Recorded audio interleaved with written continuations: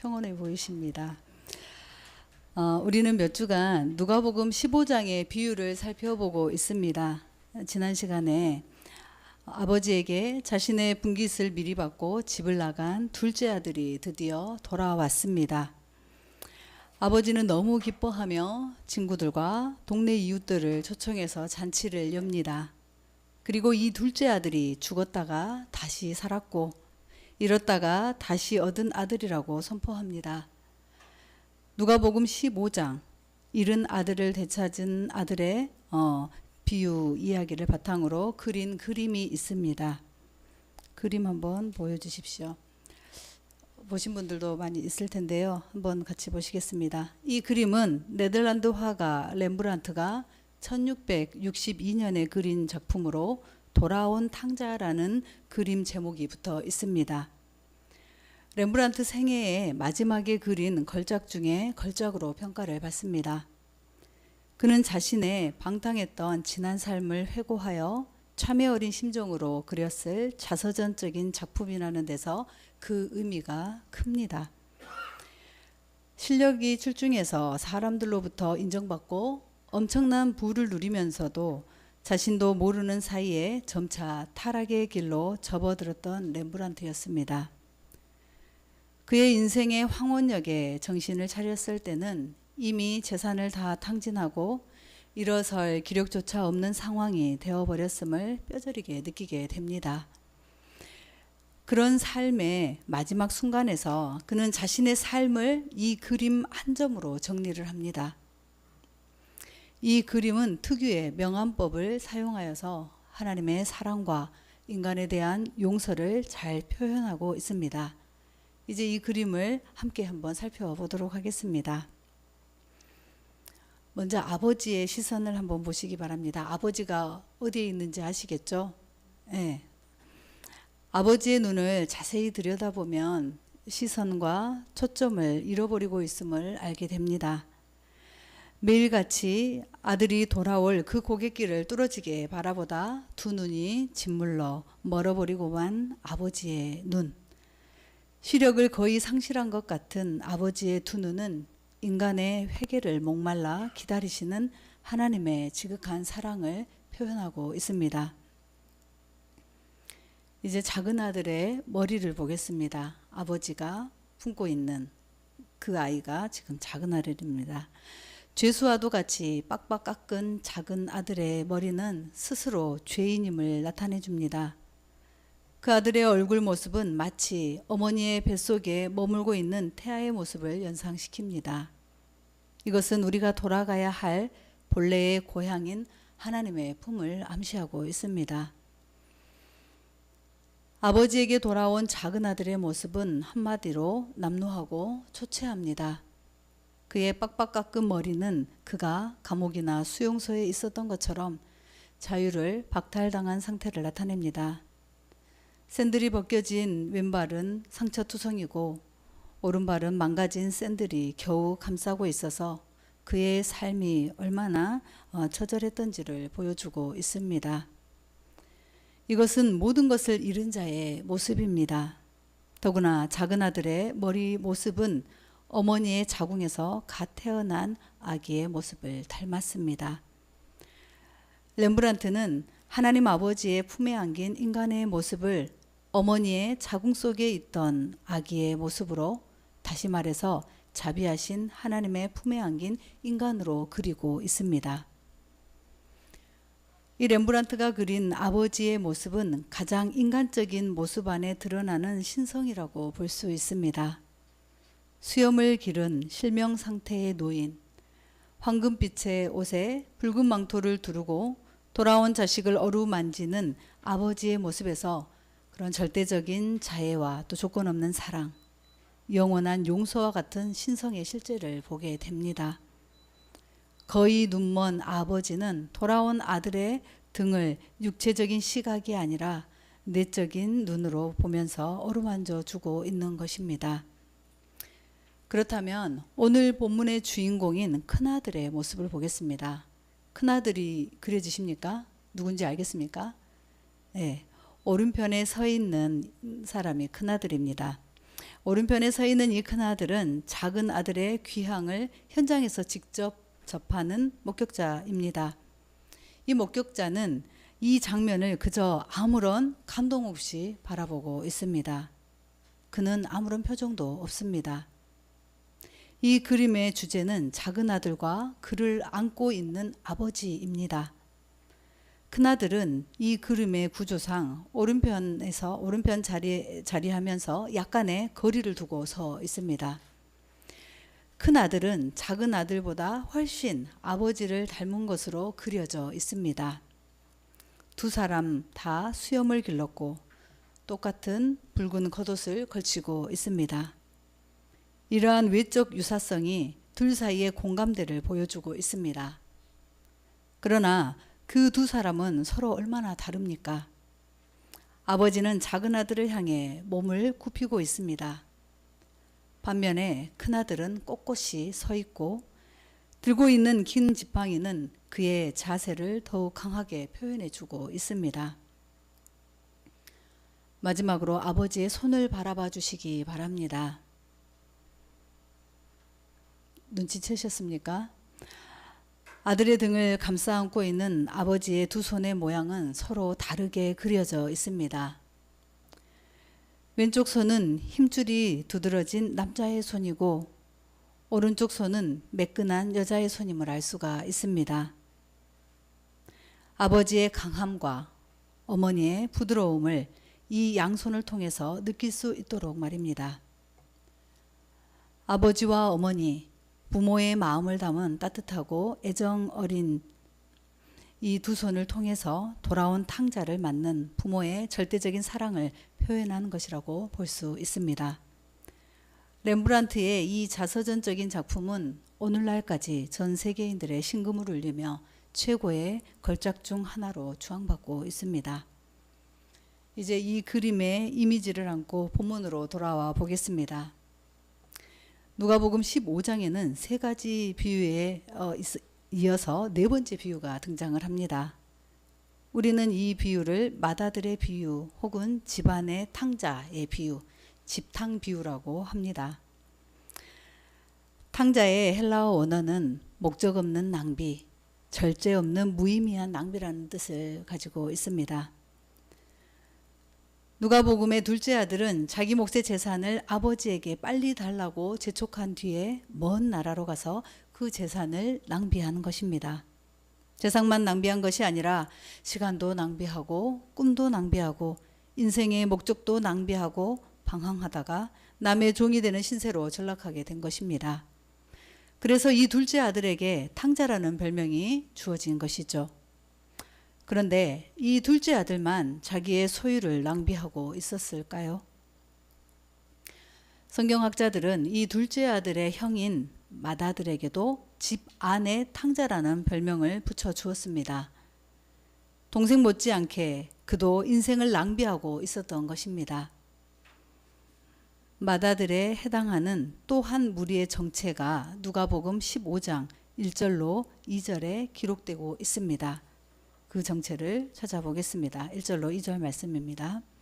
모든 세리와 죄인들이 말씀을 들으러 가까이 나아오니 바리새인과 서기관들이 수군거려 이르되 이 사람이 죄인을 영접하고 음식을 같이 먹는다 하더라. 아멘. 그리고 이어지는 말씀에 예수께서 그들에게 이 비유로 이르시되라고 기록하고 있습니다. 무슨 비유입니까? 우리가 몇 주간 걸쳐서 봤던 세 가지 비유입니다. 기억하시나요? 이 누가복음 15장의 세 가지 비유. 첫 번째 뭐였죠?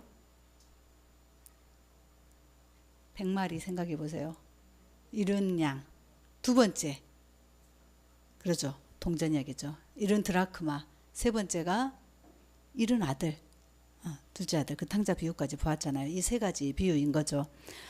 그렇다면 여기에 추가된 네 번째 비유, 곧 집 나간 아들이 돌아와서 아버지가 너무 기뻐 잔치를 열었는데 함께 기뻐하지 못하고 동생에 대해 불평하고 있던 맏아들의 이야기는 누구의 비유이겠습니까? 예수님 당시의 대표적인 종교인이었던 바리새인과 서기관들의 이야기였습니다. 여기 그들을 위해 추가된 네 번째 비유가 바로 이 마다들의 비유입니다. 그러면 우리는 물어야 합니다. 그들은 왜 집안의 탕자가 되었을까요? 성경학자들이 이 마다들 또한 탕자라고 말하는 이유가 무엇입니까? 그것은 아버지의 마음을 헤아리지 못했기 때문입니다. 둘째 아들이 아버지에게 돌아올 때 성경은 아직도 거리가 먼데 라고 기록을 하고 있습니다. 그렇다면 마다들은 어땠을까요? 아버지와의 마음의 거리가 가까웠을까요? 아닙니다. 아버지의 마음을 전혀 헤아리지 못했습니다. 둘째 아들이 집을 나가 방황하고 있을 때 아파하던 아버지의 슬픈 마음을 헤아리지 못했습니다. 그 아들이 돌아와 기뻐하며 잔치를 열던 아버지의 기쁜 마음도 헤아리지 못했습니다. 오히려 그동안 속썩이지 않고 충성한 자신에게는 염소 새끼 한 마리도 잡아 잔치해 준 일이 없다고만 불평을 합니다. 그러면서 이렇게 말합니다. 30절 말씀입니다. 함께 읽겠습니다. 아버지의 살림을 장녀들과 함께 삼켜버린 이 아들이 돌아오매 이를 위하여 살찐 송아지를 잡으셨나이다. 아멘. 죽은 줄 알았던 자기 동생이 살아 돌아와 잔치를 연 아버지의 마음을 전혀 헤아리지 못한 것입니다. 그렇다면 둘째 아들이나 큰 아들이나 아버지와의 마음의 거리가 멀었다는 것은 동일한 상태가 아닐까요? 성도들의 정상적인 신앙생활의 목표가 무엇입니까? 지나간 시대에 우리 신앙 선배들의 목표는 하나님과의 친밀성이었습니다. 하나님과의 친밀성. 17세기에 한 성도가 하나님과 가까워지는 삶을 사모하면서 파리 근교에 위치한 수도원에 들어갔습니다. 그곳에서 그에게 주어진 업무는 수도원 주방에서 일하는 것이었습니다. 24시간 열심히 기도해도 하나님에게 가까이 갈 수 있을지 없을지 모르겠는데 부엌에서 그릇이나 닦으면서 어떻게 하나님에게 가까이 갈 수 있겠느냐며 불평이 더 많아졌습니다. 그러던 어느 날 그는 자기가 사랑하는 주님의 음성을 듣게 됩니다. 아들아, 그 일은 내가 너를 너무나 사랑해서 맡긴 거란다. 한순간 그는 숙연해졌습니다. 주님이 나를 사랑해서 이 일을 맡기셨다니. 이후로 그는 자신이 하는 일이 즐거워지기 시작했습니다. 그릇을 닦고 청소를 하면서도 주님과 대화하게 되었고 그러면서 주방에 가득한 주님의 임재를 체험하게 되었습니다. 그 체험을 기록한 책이 로렌스 형제의 하나님의 임재 연습입니다. 우리가 누군가와 사랑에 빠지면 어떤 일이 생깁니까? 그 사람과 시간을 보내고 싶고 그 사람과 끝없이 대화하고 싶어집니다. 말하다가 웃기도 하고 울기도 합니다. 최근 하나님과의 대화가 너무 갈망되어서 기도하다가 가슴 벅차오른 적이 있으십니까?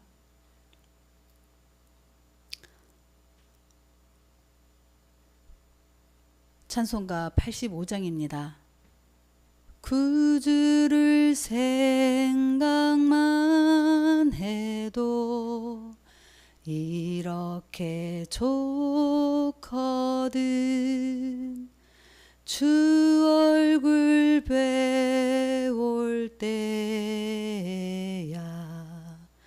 얼마나 좋으랴.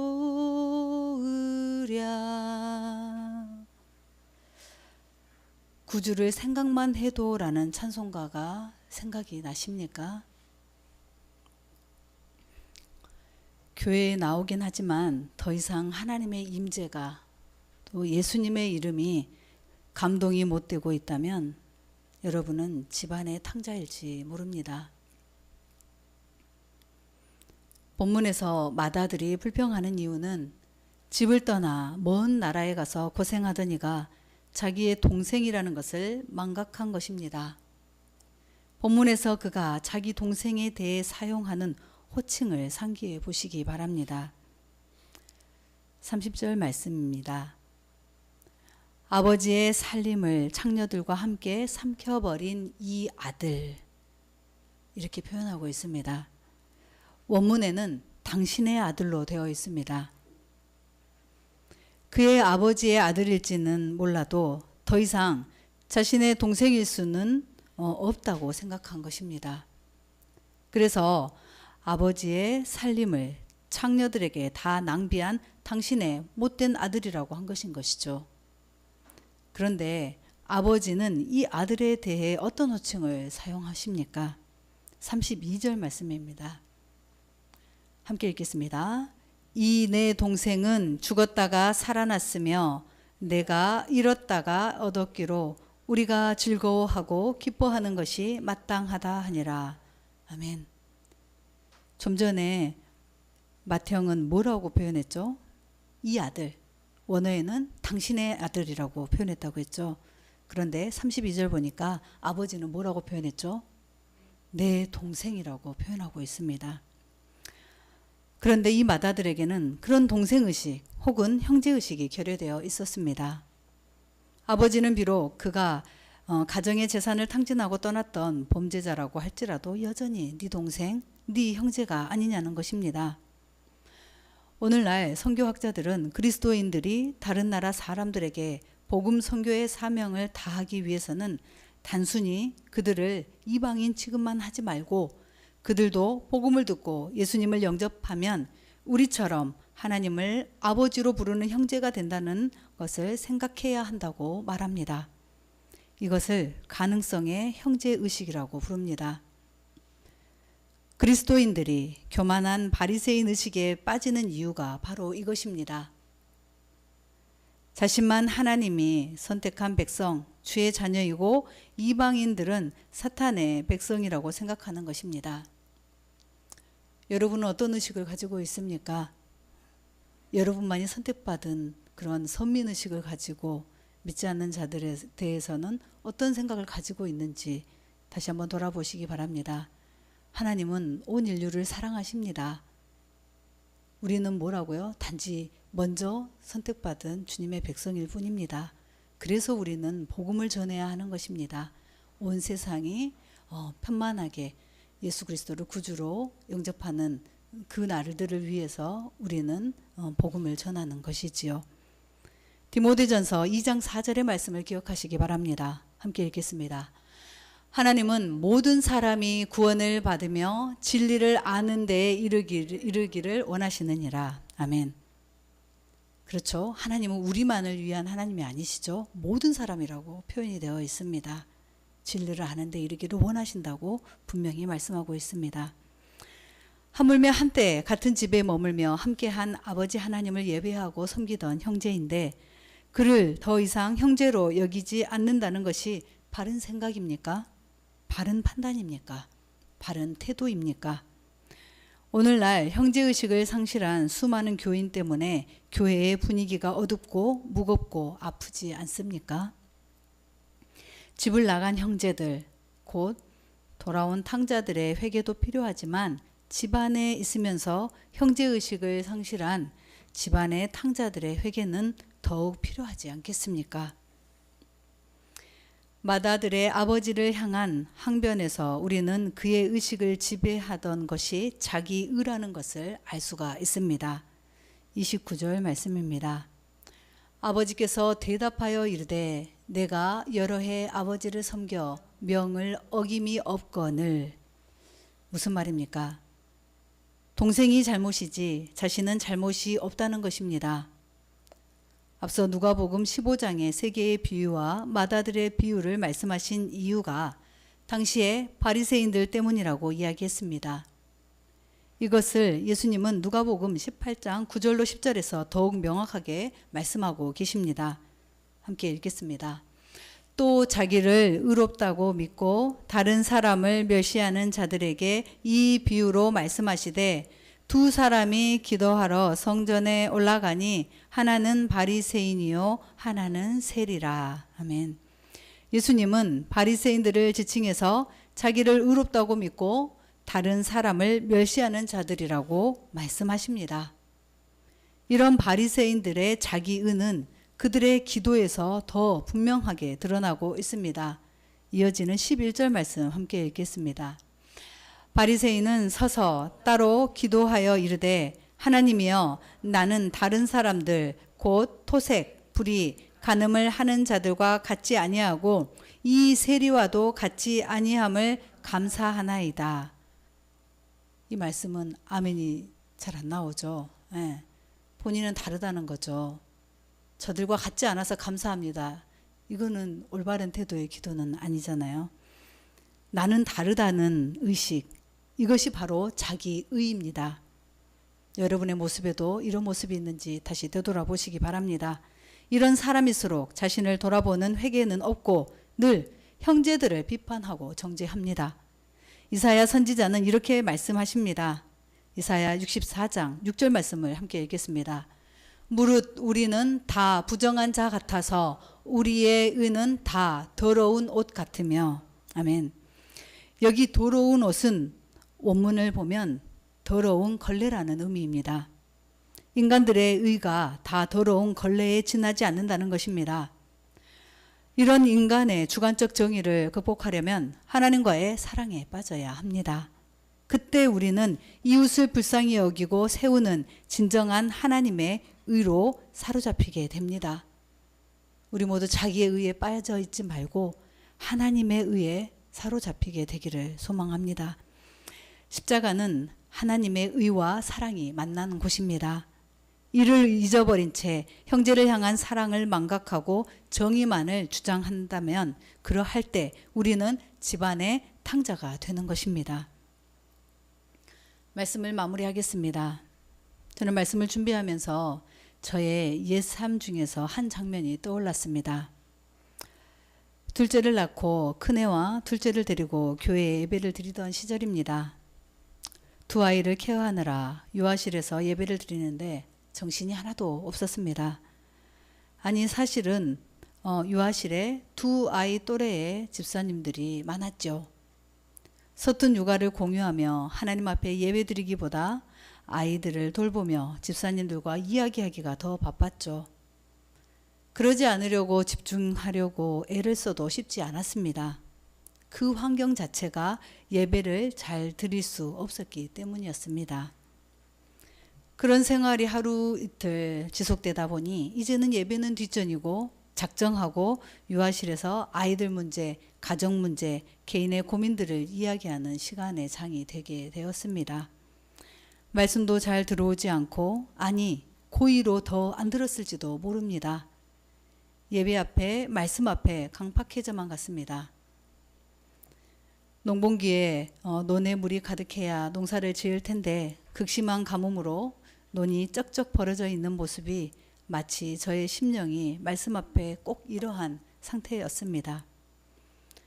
그러던 어느 주일 밤 내가 지금 뭐하고 있나라는 생각이 들면서 하나님 앞에 내 자신을 비춰보는 시간이 되었습니다.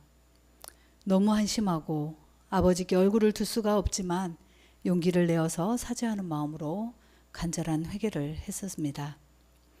이 모습이 교회 안의 탕자의 모습 아니겠습니까? 우리가 지금 이 자리에 앉아 있으니 그러듯해 보이고 말씀 앞에 바로 서 있는 듯해도 스스로가 성령의 조명으로 자신을 들여다보면 어떤 모습일까 싶습니다. 우리의 중심 보시는 주님께 우리의 온 마음을 내어 맡기며 우리 주님만을 목적 삼는 우리 모두가 되시기를 간절히 바랍니다. 집 나간 탕자가 돌아오기도 하고 그 모습도 너무 귀하지요. 하지만 집 안에도 탕자가 있다는 사실을 기억하시기 바랍니다. 교회에 나오긴 하지만 더 이상 하나님의 임재가 예수님의 이름이 감동이 못 되고 있다면 여러분은 집안의 탕자일지 모릅니다. 우리는 돌탕, 즉 돌아온 탕자이건 집탕, 즉 집안의 탕자이건 이제 교탕, 교회의 탕자이건 더 늦기 전에 주님 앞에 돌아와야 합니다. 잃은 아들을 되찾은 그 아버지의 따뜻한 품 안에서 참된 평안을 누리시기를 정말 간절히 소망합니다. 함께 기도하시겠습니다. 사랑의 하나님, 오늘 말씀의 거울을 통해 주님을 섬긴다고 하면서도 하나님의 사랑을 망각하고 형식적인 신앙생활을 하고 있는 마다들의 모습이 바로 우리의 본질임을 깨닫게 해주셔서 감사합니다. 받을 자격이 없는 자에게 하나님이 그리스도 안에서 거저주시는 선물인 은혜를 받은 저희들입니다. 그리고 우리의 아버지이신 하나님은 바로 그런 은혜의 하나님이십니다. 아버지의 은혜를 이해하지 못한 마다들은 지금도 집 안에서 서성이는 탕자 노릇을 하고 있습니다. 아버지 집에서 같이 살면서도 아버지의 은혜를 모르고 있으니 집에 있는 탕자, 집탕입니다. 아버지는 이러한 집탕도 당신의 넓고 푸근한 가슴 속으로 돌아오기를 기다리고 계십니다. 말씀을 통해 우리의 모습을 비춰보게 하옵소서. 깊이 성찰하기를 원합니다. 값없이 주신 은혜를 뒷전으로 하고 돌아온 탕자를 마음에 받아들이지 못하고 있는 건 아닌지요. 스스로 자칭 의인이 되어서 자신의 본 모습을 제대로 인식하지 못하고 있는지 또 되돌아보기를 원합니다. 내 아버지의 너른 품에 안겨서 참된 안식을 누리게 하여 주시옵소서. 오늘 하루도 또 이 한 주간도 아버지의 잔치에서 자녀로서 누리는 기쁨이 풍성하기를 예수 그리스도의 이름으로 간절히 기도드립니다. 아멘. 모두 자리에서 일어나 주십시오. 봉헌 찬송 633장 찬양하겠습니다.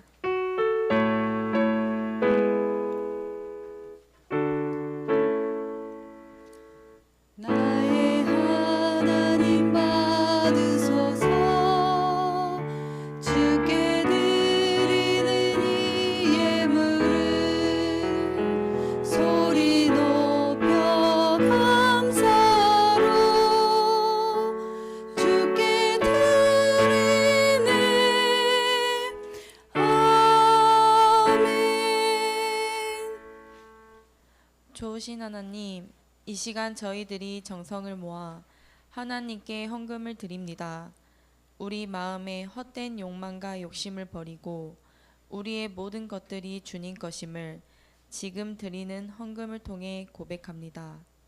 우리의 시간, 우리의 육신, 우리의 소유와 삶 전체가 하나님의 것입니다.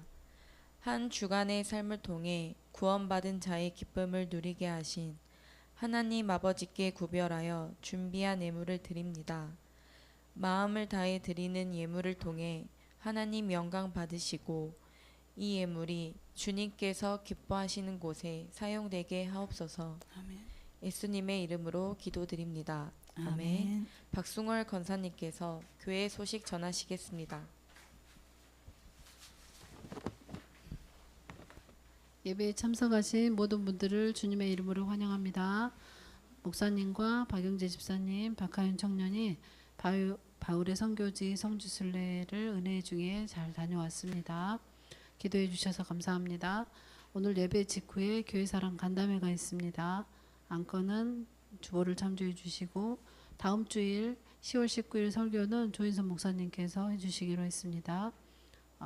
저희 가정 이사했고 기도해 주셔서 감사합니다. 10월 19일 넘치는 샘 찬양단 특송이 있습니다. 준비해 주시고요. 기도는 은혜입니다. 단톡방 상담 글에 올려주시면 좋겠습니다. 그리고 교회 방문하시는 가정들 위해서 기도해 주시고, 그리고 고3 장민채 학생 수시와 수능 위해서 기도해 주시고, 얼마 남지 않았습니다. 기도 많이 해 주시고요. 그리고 군복무 중인 청년들 위해서도 기도 많이 해 주십시오. 봉사팀은 주보를 참조해 주시고, 다음 주 읽을 성경은 스가랴 10장에서 12장입니다. 감사합니다. 모두 자리에서 일어나 주십시오. 찬송가 620장 1절 찬양하겠습니다.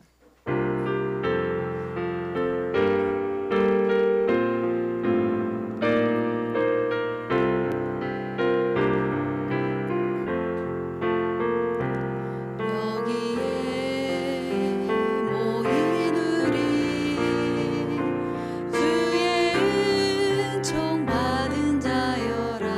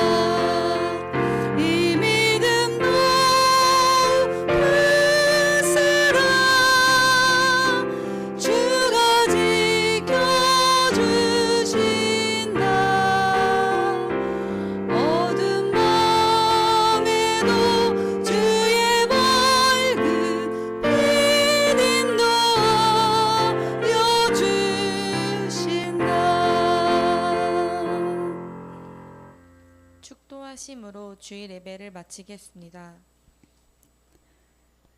지금은 우리를 죄와 사망에서 구원하신 예수 그리스도의 은혜와 끝까지 참고 기다리시는 아버지 하나님의 한없는 사랑과 우리 안에 지금도 함께 계시는 성령 하나님의 내주하심이 내가 집안의 탕자임을 깨달아 애타게 우리를 기다리시는 아버지의 따뜻한 품 안에 안겨 참된 평안을 누리기를 간절히 소망하는 주님의 귀한 백성들 머리 위에 또 그 가정과 일터와 학업과 삶 속에 이제로부터 영원까지 함께 하시기를 간절히 축원하옵나이다. 아멘.